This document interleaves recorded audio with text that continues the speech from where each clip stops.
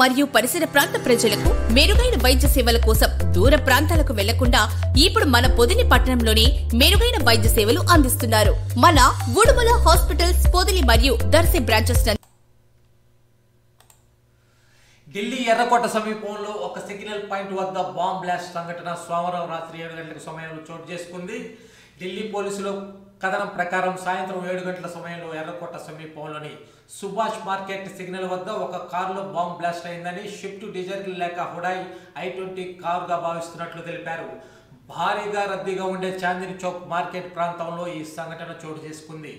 11 మంది మృతి చెందగా మరో 24 మంది పైగా తీవ్రంగా గాయపడినట్లు మీడియా వర్గాల ద్వారా సమాచారం. ఢిల్లీ వచ్చే అన్ని రహదారులను మూసివేశారు. దేశవ్యాప్తంగా హై అలర్ట్ ప్రకటించారు. ఎన్ఐఏ రంగంలో దిగి దర్యాప్తు ప్రారంభించింది. కేంద్ర హోంశాఖ మంత్రి అమిత్ షా కీలక సమావేశాలను నిర్వహిస్తున్నట్లు సమాచారం. ఈ ఘటనతో దేశవ్యాప్తంగా అన్ని రాష్ట్ర రాజధానులు, కీలకమైన పట్టణాల్లో హై అలర్ట్ ప్రకటించారు.